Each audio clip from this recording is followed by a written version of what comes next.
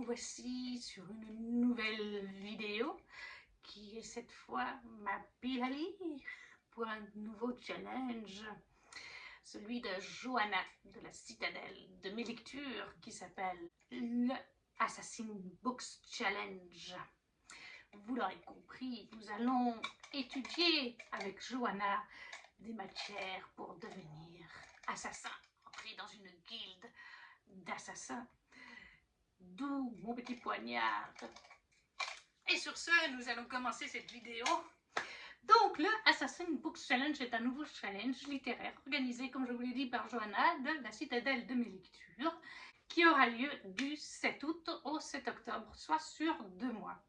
Et franchement, je vous invite à aller voir sa vidéo que vous retrouvez en barre d'infos où elle vous explique le challenge. On sent qu'elle y a mis du cœur. Elle a vraiment trouvé des noms de menus, de sous-catégories. On est sur un cursus scolaire vraiment pour entrer dans une guilde d'assassins. J'allais dire dans la guilde des ombres. Ça ne dérangerait pas Johanna, à mon avis. Puisque c'est un genre qu'elle adore. Pour pas cacher son grand amour pour la guilde des ombres. En fait, il se présente comme un cursus scolaire.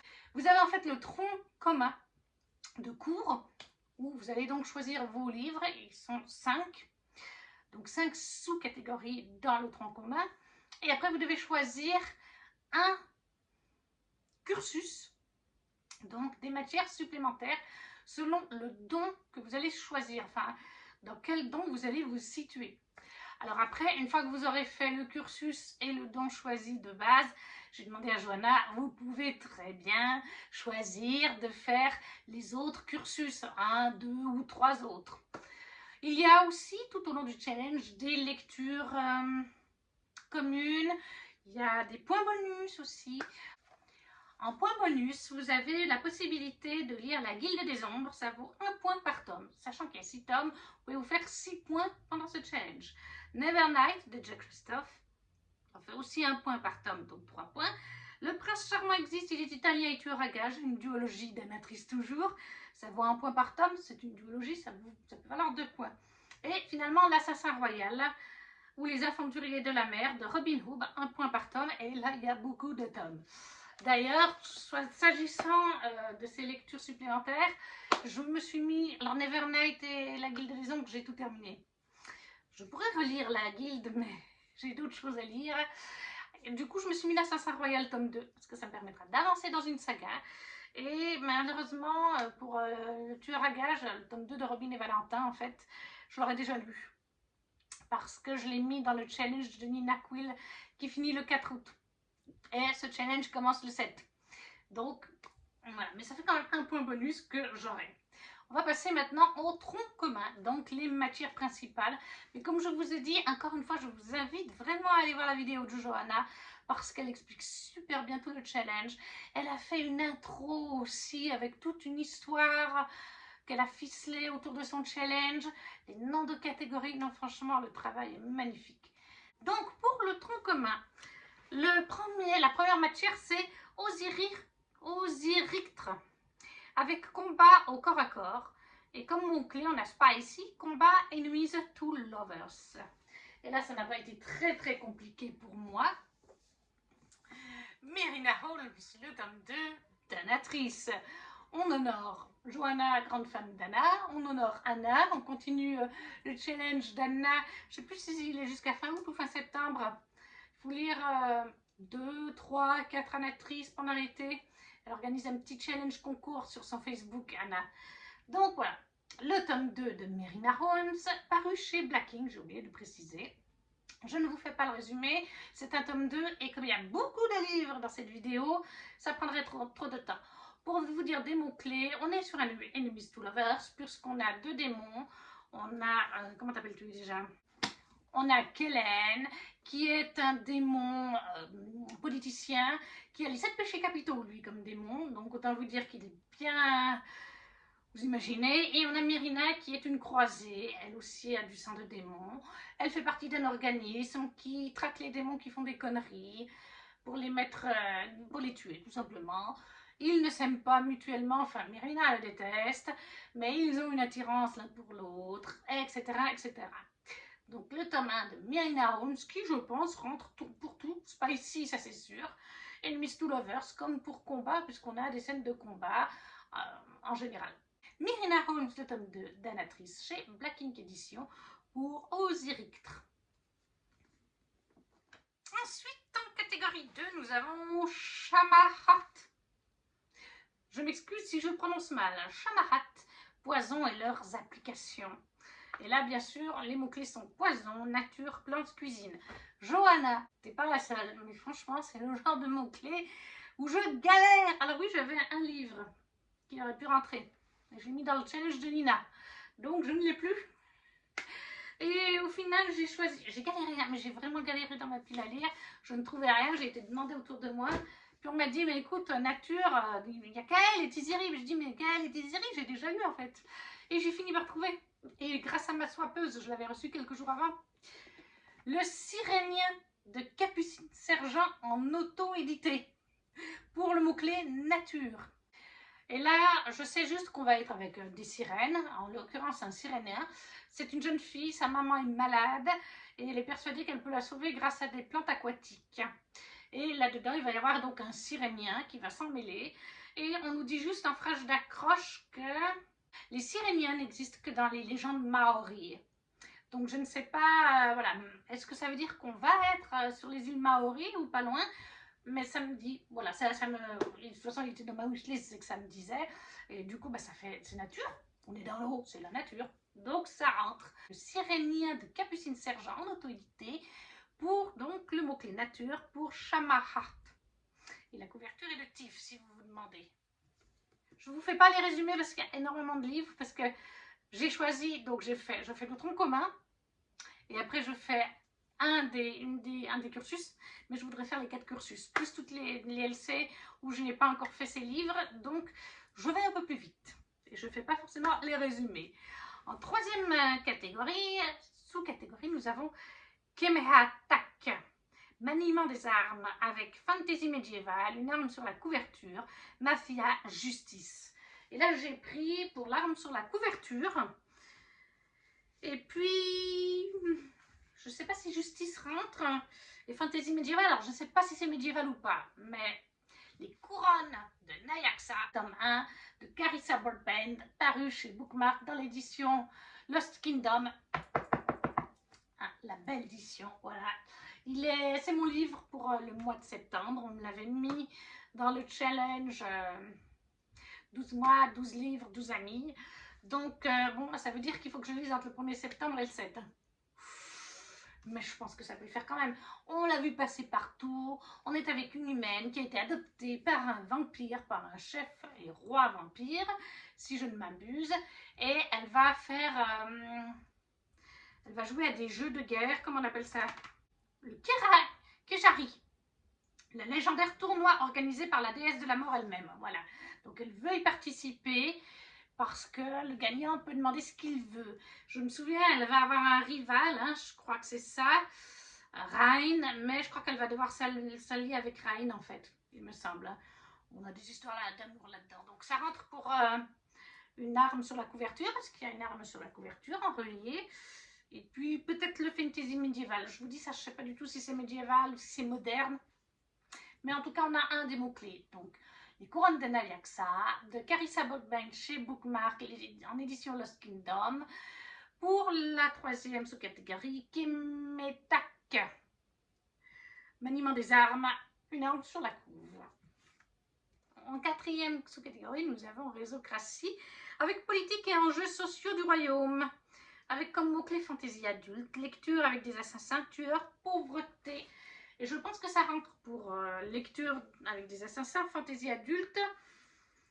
Ruine, le tome 1 d'Angel Arkin, paru chez Plume Blanche Édition. Ça fait un moment qu'il me fait très envie depuis que je l'ai eu dans mon pack 2023. Donc il serait temps que je m'y mette, surtout que Angel Arkin, je sais que Johanna lit actuellement Le Porteur de la Mort. Ça se passe d'ailleurs dans le même univers. Cette saga se passe des siècles, je crois, avant Le Porteur de Mort. On peut lire l'un sans avoir lu l'autre, hein, mais les deux me font envie. Mais on peut lire dans l'ordre qu'on veut aussi, c'est égal. Et je sais que le porteur de mort, c'est très adulte, donc je pense que Ruine, de toute façon, vu la couverture avec la charmante dame qui a les pieds en sang, je pense qu'on est sur de l'assassinat, des complots politiques et tout ça, de mémoire, parce que le résumé, je l'ai déjà lu plusieurs fois. Donc, Ruine d'Angel Arkin, le tome 1, paru chez Plume Blanche Édition, pour Réseaucratie, politique et enjeux sociaux. Je pense que ça rentre pour fantaisie adulte et lecture avec des assassins tueurs. Pauvreté, ça, je ne sais pas. Ensuite, en dernière sous-catégorie pour ce tronc commun, nous avons Sobanatomie avec biologie humaine, guérison, santé mentale, mort, naissance. Là aussi, c'est pas forcément ma tasse de thé, c'est pas évident. Je pense que j'en ai trouvé un qui peut aller pour santé mentale, mort, naissance et guérison. En tout cas, le tome 1 correspond un petit peu à tout.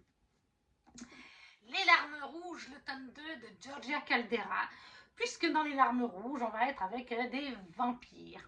Donc, vampires, morts, ça rentre. Dans le tome 1.1, notre héroïne essaie de se suicider, donc elle a des problèmes mentaux. Ça fait quelques temps déjà. Elle essaye de les régler donc tout au long du premier tome. Elle fait aussi de drôles de rêves. Naissance, c'est aussi... Moi, je trouve qu'on peut le mettre. C'est plus renaissance, mais c'est une... Mais voilà, mais ça rentre. Et puis guérison, parce que, en tout cas dans le tome 1, 1.2, etc., elle commence à essayer de guérir de ses soucis mentaux qui l'ont forcé à se suicider dans le tome 1. Mais voilà, on est en France, on suit une jeune fille qui a des soucis mentaux, qui a essayé de se suicider, qui va rencontrer après plus tard un mystérieux monsieur, et on va découvrir que c'est un vampire. Donc voilà, c'est la suite, je ne vais pas vous en dire plus, comme je vous ai dit, je reste large. Donc Georgia Caldera, Les larmes rouges, le tome 2, c'est Délinquance, paru chez J'ai lu, pour ce format poche. Et ainsi, on a fini le tronc commun. Après, on passe donc pour le premier,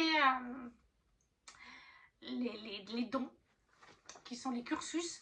Il y a 4 dons, donc 4 menus différents. Johanna vous fait choisir, avant même de savoir les catégories, elle vous demande de choisir selon le don que vous entendez. Elle vous donne les 4 cursus de dons. Et après, vous choisissez sans connaître. Bon, ben maintenant, vous le saurez en voyant ma vidéo. Moi, j'ai choisi la formation don élémentaire, mais il y a aussi formation don divin, formation don physique et formation don psychique.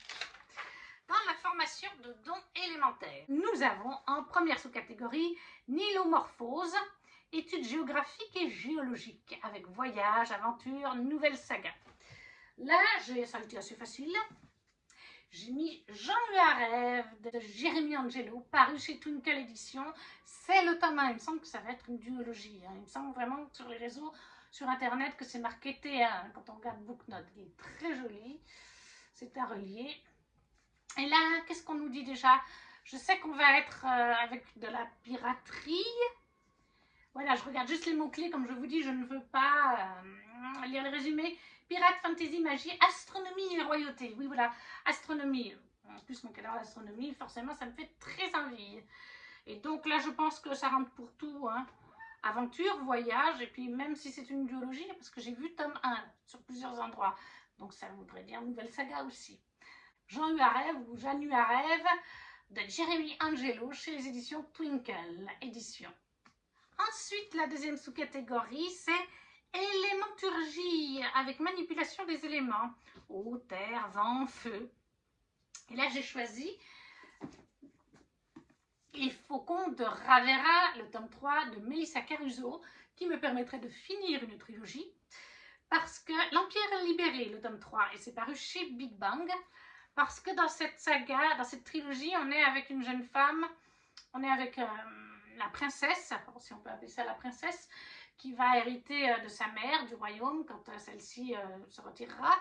Et elle va rencontrer une autre jeune femme, Zaira. Et Zaira a en fait un don. Dans cet univers, vous avez des faucons et les fauconniers. Les faucons, c'est des gens doués d'un don. Et les fauconniers, ce sont en fait les personnes attachées aux faucons. C'est-à-dire que chaque fauconnier peut gérer le pouvoir de son faucon. il y a un mot magique, ils ont un bracelet, je crois, et il y a un mot qui permet de dire là, mon faucon n'utilisera pas son don, il ne pourra pas. Et il y a un autre mot pour libérer la contrainte du don. Et en fait, Zaira, elle possède un des dons les plus rares, celui de maîtriser le feu. Voilà pourquoi ça rentre dans les éléments. Et ça me permet de finir une trilogie. Donc, Les Faucons de Ravera de Melissa Caruso, le tome 3 chez Big Bang en format poche. Pour le feu, du coup, dans la sous-catégorie élémenturgie. Et on arrive déjà à la fin de ce premier cursus de don, qui est la septiaction. Johanna a vraiment cherché les mots septiaction, éléments de terrain, survie, drame, catastrophe et catastrophe naturelle. Et là, je me suis mis, je pense que ça rentre de toute façon pour catastrophe naturelle, survie et même pour drame, je pense. La dernière histoire d'amour de Victor Dixon paru chez PKJ en format poche. Parce que, de mémoire, on est sur un couple et c'est la fin du monde. On est dans les derniers jours de la fin du monde ou quelque chose comme ça. Je ne me rappelle plus exactement, mais dans un monde qui se meurt, la dernière histoire d'amour s'écrira en lettres de feu. Voilà la grosse phrase d'accroche. Je pense qu'on rentre pour tous les mots-clés. Donc, je ne m'inquiète pas. La dernière histoire d'amour de Victor Dixon chez PKJ pour septiaction. Survie, drame, catastrophe naturelle. Et au niveau de l'ALC, car chaque cursus de don a par contre une LC sur le Discord de Johanna. Et là, en l'occurrence, l'ALC, c'est la confrérie du sang, l'ombre des dieux de John Gwynne. Et ça, je l'ai pris en e-book et j'ai eu faim et je ne savais pas du tout. Je l'ai pris justement là pendant les All-Stars de début juillet. Donc j'ai vraiment eu faim. Et les mots-clés, on nous dit guerre, mythologie nordique. Mythologie nordique, ça va me plaire. Fantasy, magie, esclavage, mythologie scandinave. Mythologie nordique, mythologie scandinave, c'est du pareil. Mais bref, voilà. Donc ça, ce sera la LC pour la formation don élémentaire que j'ai très envie de participer et dont le roman me fait très envie. Ça, c'est pour la première formation, celle que je vais faire obligatoirement. Et après, les autres, c'est des options. C'est si vous avez le temps, si vous avez possibilité. Donc, il y a la formation de dons divins. Avec en premier la divinologie, étude des dieux. Mythologie, religion, secte, chat. Et là, je n'ai pas été chercher très loin, puisque j'ai pris de la mythologie, Sous l'œil d'Ouija le Thomas, l'appel du pouvoir de Pauline Melin, en auto-édité. Voilà, ça fait une année qu'il est dans ma pile à lire. Je pense qu'on voit tout de suite, on est sur de la mythologie égyptienne. Donc il rentre pour mythologie. Est-ce qu'il rentre pour chat peut-être, puisqu'on sait que les Égyptiens étaient liés au chat? J'en sais rien. Je sais qu'on va suivre une jeune femme dont le jumeau s'est emparé du trône qui lui revenait et qu'elle veut essayer de le récupérer. Voilà. Ça reste de la mythologie égyptienne. Et puis je pense que religion, peut-être pas, à voir. Mais mythologie, ça rentre. Moi, il me fait très envie.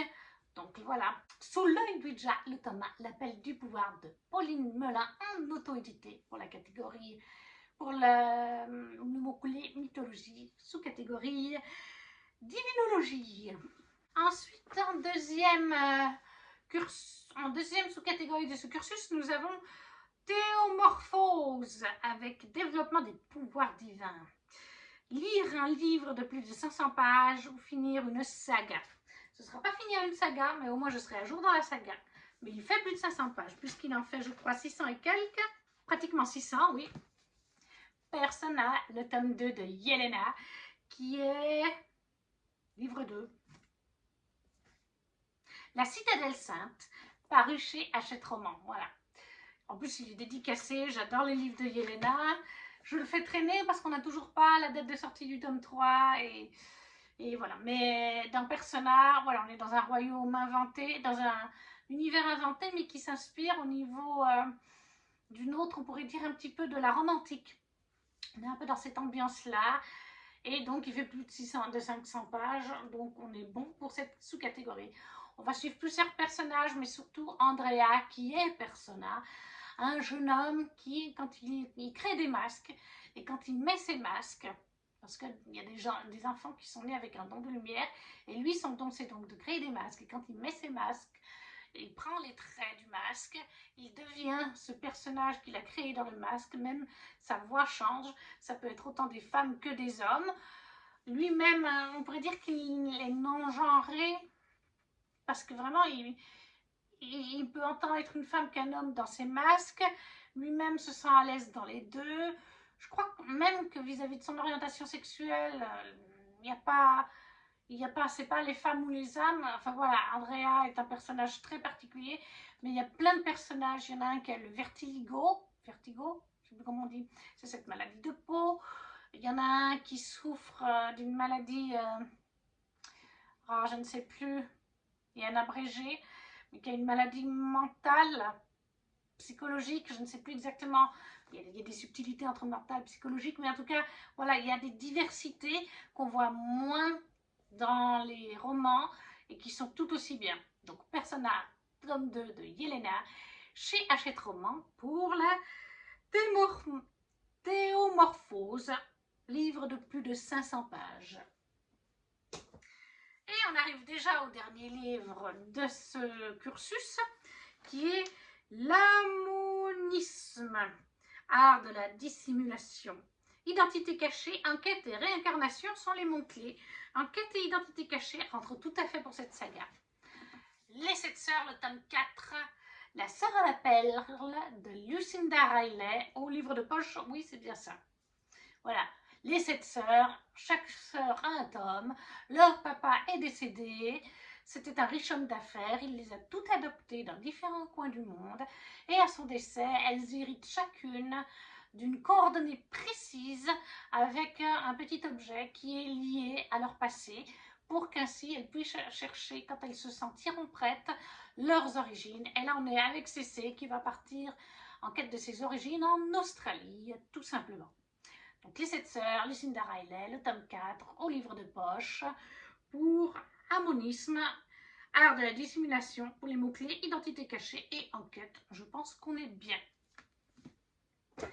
Au niveau de la LC, c'est God Killer, le tome 1 de Anna Kanner, chez De Saxus, une magnifique édition pour ma part. Donc là, je sais qu'on est avec de la mythologie, enfin, je ne sais plus exactement. Oui, voilà, là, les mots-clés nous disent fantasy, dieu, aventure, guerre, trahison, vengeance. Ça, c'est la LC pour la formation de dons divins, que je veux aussi faire, puisque je l'ai dans ma palle. Donc à faire, soyons fous, hein. Et en plus, ça fait des points supplémentaires à chaque fois, hein. Ça vaut un point, hein, ça. La LC. On passe déjà à la troisième. Au troisième cursus, qui est formation de dons physiques. Avec en premier sekhmétisme, développement des capacités physiques. Comme mot-clé, on a guerre, apprentissage, sport. J'ai cherché pendant un moment. Sport, j'aurais pu mettre un campus drivers, mais je trouvais que ça ne collait pas à 100%. Alors, il y avait les dieux du campus que j'aurais pu mettre, mais je ne les ai pas. Et puis, je me suis mis dans un autre challenge, dans le challenge qui est jusqu'à la fin août ou fin septembre sur le groupe DLC où je suis. Je me suis mis, je vous montre l'e-book parce que je n'ai pas le livre puisque j'attends le collector. La passeuse de mots, le tome 3 de Jennifer et Alaric Twice, paru chez Hachette Roman, qui est la mémoire de la lune. Voilà, je ne le possède pas, je le prends en e-book. Je ne manque parce que j'attends les reliés. J'ai les tomes 1 et 2 en relié, j'ai lu les tomes 1 et 2 en e-book avant la sortie des reliés. Et là, basiquement, je voulais attendre le relié. Vraiment, pour pouvoir une fois les lire en relié.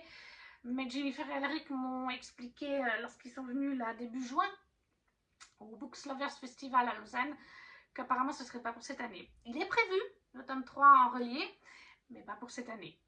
Donc, j'ai quand même envie d'avancer cette saga. Le tome 4 vient de sortir. Il y a aussi le petit spin-off, enfin la nouvelle, on va appeler ça comme ça. Donc, je pense qu'on rentre totalement pour guerre et apprentissage.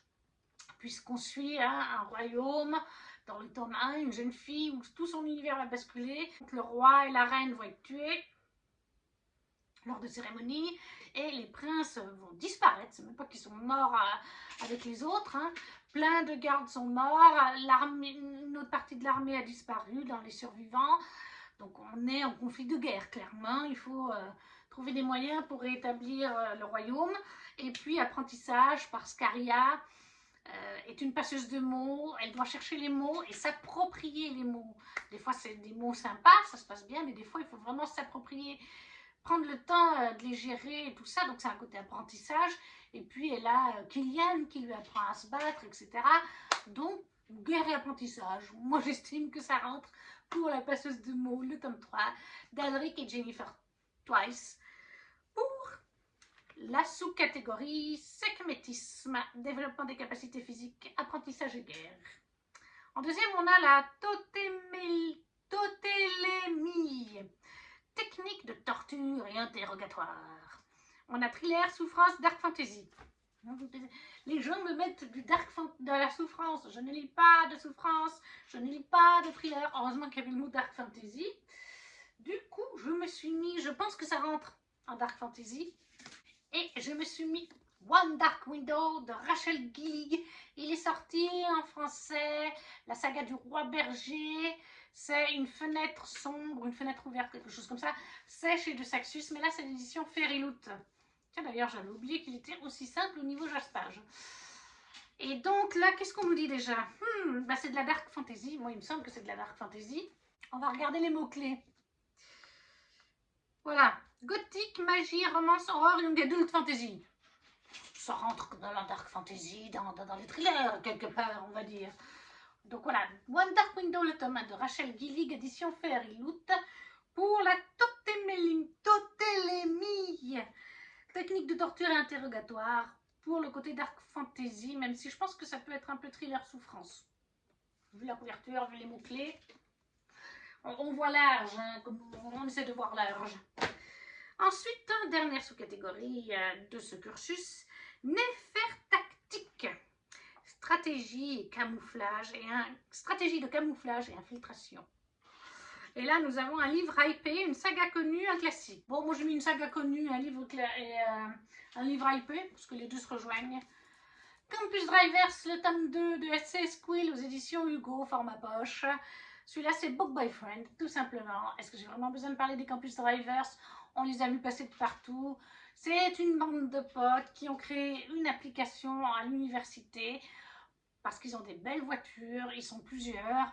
Et cette application permet aux jeunes femmes, ou même pas forcément qu'aux jeunes femmes, aussi aux jeunes hommes du campus, de demander un taxi, un campus drivers, quand ils veulent aller à une fête pour pouvoir se bourrer la gueule en étant tranquille, c'est-à-dire en n'ayant pas peur d'aller dans les rues, de se faire agresser, ou en pouvant boire comme ils veulent sans avoir un retrait de permis.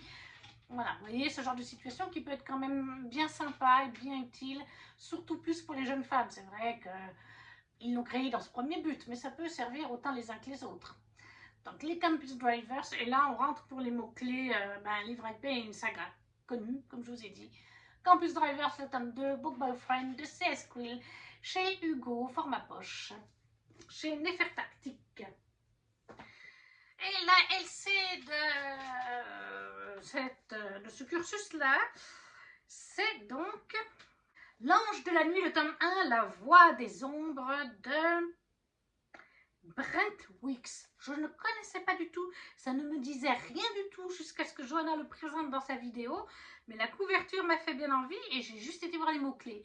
Je n'ai même pas cherché à lire le résumé, je fais aussi confiance à Johanna, parce que les mots-clés disent fantasy, dark fantasy, assassinat, initiatique, pouvoir, rédemption. Voilà, on est sur de la dark fantasy. Moi j'ai adoré La Guilde des Ombres d'Anatrice. J'ai adoré Nevernight de J. Christophe. J'ai adoré L'Empire du Vampire de J. Christophe. Donc, allez, go. Moi, pas de problème. Juste ces mots-clés, ça me suffit. J'ai pas besoin de plus dans le résumé. Par contre, si je peux juste vous trouver la maison d'édition, bah, c'est Brajlon. Voilà. Donc, en plus, Brajlon, ça signifie qu'on est sur de l'adulte puisque c'est pas Big Bang. Big Bang, c'est young adulte. Brajlon, c'est adulte. Donc, L'Ange de la Nuit, le tome 1, La Voix des Ombres de Brent Weeks en LC. Et on arrive déjà, mais la vidéo passe, au dernier cursus qui est la formation de dons psychiques avec en première sous-catégorie Sob Cryptie, espionnage, infiltration. Et là, on a perso en cavale, secret non dit, infiltration. Ça aurait très bien été pour... ça aurait très bien été pour Robin et Valentin, la saga, la duologie d'Anatrice. Mais je l'aurais déjà lu, donc ça ne va pas. J'ai beaucoup réfléchi, parce qu'en plus, il fallait que je réfléchisse vis-à-vis de... Je m'excuse, j'étais en train de fermer les pages, j'en avais 36 000 pour les autres livres que je vous ai présentés.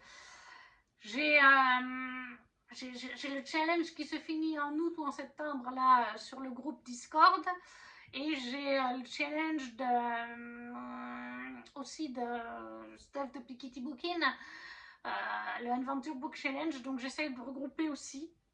Et tout d'un coup, j'ai pensé, mais secret, non-dit et infiltration, j'étais là, je crois que le tome 2 de Skyward de Brandon Sanderson rentre totalement. Astervies, chez le livre de poche, mais ce sera en e-book. Moi, je l'ai lu en e-book.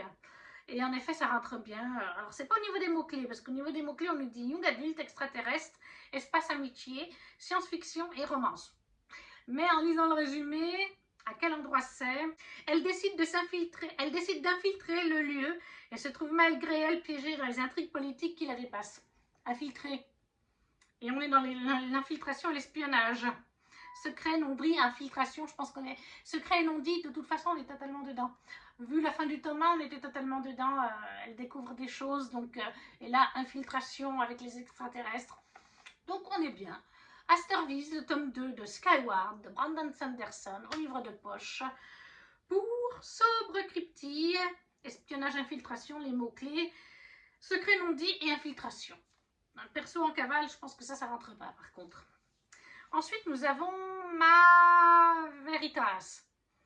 Quand je vois Ma Veritas avec 2 H, je pense à Sarah J. Maas. Ma Veritas, technique d'interrogatoire. Lire du dark. Sortir de sa zone ou livre VO. Alors, j'aurais pu, mais encore et toujours Anatrice. Le premier tome de nos jeux clairs obscurs chez Black Ink Edition dans les intégrales, donc il y a les 2 tomes. En plus, elle est sortie il n'y a pas très longtemps. Elle est dédicacée par Anna. Parce que il me semble que c'est de la dark romance. Dark romance, voilà. Premier mot-clé, dark romance, relation entre professeur et élève, amour interdit, art, différence d'âge, folie. Parce que vous savez que je ne voulais pas les résumer, mais je vous donne les mots-clés. Donc on est bon. Et en plus, la dark romance, j'en ai pas encore beaucoup lu. Je lis de la dark fantasy, oui. Anatrice. Dark romance, il y a aussi dark fantasy, dark romance, il y avait Lune ardente de Morgane Rugraff. La dark romance, j'en ai pas encore beaucoup lu. J'ai ça de Anatrice. Je crois qu'en dark romance, il y a aussi Morgane Rugraff qui fait pas mal de dark. J'en ai plusieurs de Morgane aussi à lire. J'en ai noté plusieurs chez Black Ink qui ont l'air un peu dark. Mais je me suis pas encore lancée. Donc, à quelque part, c'est aussi sortir de sa zone de confort. Après, c'est du Anatrice. Je pense que même si c'est dark, que le côté dark me plaît moins, la plume d'Anna me plaira. Donc, il y aura... Mais je pense que ça le fera de toute façon. Donc, voilà. Nos jeux clairs obscurs, le tome 1 d'Anatrice dans l'intégrale paru chez Black Ink. Pour Ma Veritas, technique d'interrogatoire, lire du dark, sortir de sa zone de confort. Et la dernière catégorie, sous-catégorie de ce challenge, c'est le baptisme, protection mentale, livre favori, relecture ou livre cosy.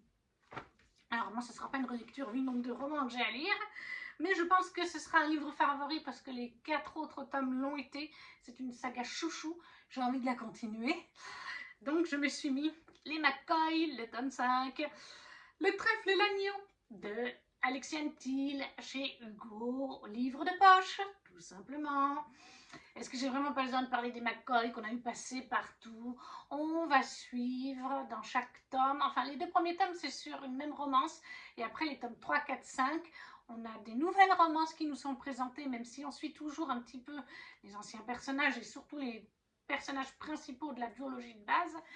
On suit les McCoy qui sont les clans écossais, les McCoy surtout, et leur love interest qui sont un clan d'Écosse, car on est dans nos jours, on est dans notre temps actuel, sauf que contrairement à notre monde, dans ce monde-là, on pourrait dire que c'est comme un monde parallèle un peu. On pourrait dire qu'en fait, les clans ne sont pas réellement morts dans les années 1700 et quelques, là, quand il y a eu la guerre d'Outlander contre les Anglais, la dernière, qui ont fait que les Anglais ont dissous les clans, que les clans n'existent plus, etc. Là, en fait, dans cette saga, le concept, c'est qu'en fait, les clans auraient quand même survécu en douce aux yeux du monde, et surtout de l'Angleterre.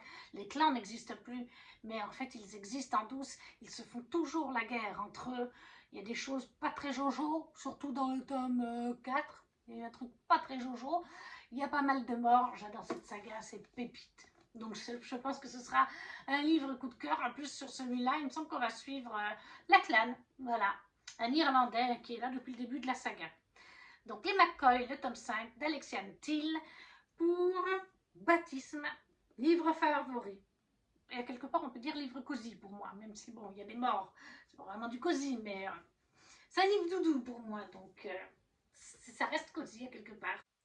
Et la lecture commune du mois, alors ça, je l'ai déjà, de ce don, de ce cursus-là, moi, je l'ai déjà lu. Mais je suivrai la LC pour voir ce qu'elles en pensent. C'est Semeuse de rêves d'Alexiane Hope aux éditions Plume Blanche. Et voilà, la vidéo est maintenant terminée. Je ne vous ferai pas l'affront de vous faire la pile à lire parce qu'elle serait très haute. Vous les voyez un petit peu par là. Alors, je ne sais pas si au montage vous les reverrez, mais il y en a de partout. Il y a la pile du tronc principal et il y a les 4 piles pour les 4 cursus plus les LC. Donc, il y a une vingtaine de livres en tout. Il y a aussi les e-books. J'espère que la vidéo vous a plu. N'hésitez pas à me dire en commentaire si vous participez déjà au challenge de Johanna, de me le dire. Et si vous faites, dites-moi votre pile à lire. Ou si vous avez une vidéo, à me le dire. Comme ça, j'irai voir votre pile à lire. À me dire si vous avez lu certains de ses livres, s'ils vous font envie d'aller voir la vidéo de Johanna, de la liker et de participer à son challenge. Vraiment, elle le mérite. Elle est super, Johanna. Si tu passes par là, Johanna, on t'adore. Et puis, si vous ne savez pas quoi mettre, un petit emoji, ça fait toujours plaisir. Un petit like, à partager si le cœur vous en dit. Et nous, on se retrouve très vite pour une prochaine vidéo. Ciao, ciao!